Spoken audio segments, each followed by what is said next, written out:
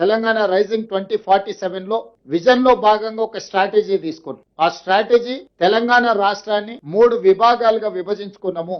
ఈ outer ring road లోపల భాగాన్ని మొత్తం ప్రణాళికబద్ధమైన అభివృద్ధి చేయడానికి ఈ ప్రాంతాన్ని కోర్ అర్బన్ రీజియన్ ఎకానమీ కింద మనము డిమార్కేట్ చేసుకున్నాం. This is called cure.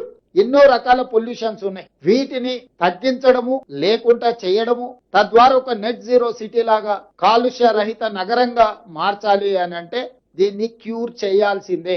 ఈ రోజు ఢిల్లీ, ముంబై, చెన్నై, బెంగళూరు నగరాలను మనం చూస్తున్నాం. ఒక దగ్గర కాలుష్యం ఎక్కువ, ఒక దగ్గర వరదలు ఎక్కువ, ఇంకొక దగ్గర ట్రాఫిక్ ఎక్కువ, ఇంకొక దగ్గర శాంతి భద్రత లేకపోవడం, ఇట్లా రకరకాల సమస్యలతోని ఆయా మెట్రోపాలిటన్ నగరాలు ఈ రోజు ఒక క్రైసిస్ ని ఎదుర్కొంటున్నాయి, ఒక సంక్షోభాన్ని ఎదుర్కొంటున్నాయి. వీటన్నిటి దృష్టిలో కోర్ అర్బన్ రీజియన్ లో ఒక పారదర్శకమైన నిర్ణయాల ద్వారా భవిష్యత్తులో ఇలాంటి సంక్షోభాన్ని నివారించడానికి, కాలుష్యాన్ని తొలగించడానికి, ప్రణాళికబద్ధమైన అభివృద్ధిని చేయడానికి ఈ రోజు కోర్ అర్బన్ రీజియన్ మొత్తాన్ని 2170 స్క్వేర్ కిలోమీటర్ల ప్రాంతాన్ని సర్వీస్ సెక్టర్ కింద మారుస్తున్నాం. ఔటర్ రింగ్ రోడ్డు 162 కిలోమీటర్లు ఉంటే నగరం చుట్టూతా ఒక అభివృద్ధి వలయంగా, రీజనల్ రింగ్ రోడ్డు దాదాపుగా ఒక 360 కిలోమీటర్లతోని రెండవ మణిహారాన్ని తెలంగాణకు మనం ఈరోజు తయారు చేసుకుంటున్నాం. దీన్ని పెరి అర్బన్ రీజన్ ఎకానమీ కింద ఈ రోజు మన పాలసీలో మనం తెచ్చుకోబోతున్నాం. పెరి అర్బన్ రీజన్ ఎకానమీ అంటే ప్యూర్.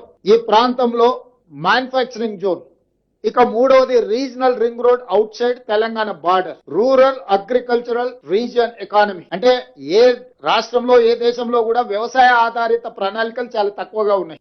గతంలో ఏ విజన్ ఏ పాలసీ డాక్యుమెంట్ చేసినా అర్బన్ బేస్డ్ పాలసీ తీసుకొచ్చేది. ఇప్పుడు మేము వ్యవసాయాన్ని, గ్రామీణ ప్రాంతాలను, వ్యవసాయ ఆధారిత ఉత్పత్తులను నిర్లక్ష్యం చేయదలుచుకోలేదు. ఈ స్టేట్ ఎకానమీలో వాళ్ళ స్టేక్ హోల్డర్స్ గా మార్చదలుచుకున్నాం రైతులను.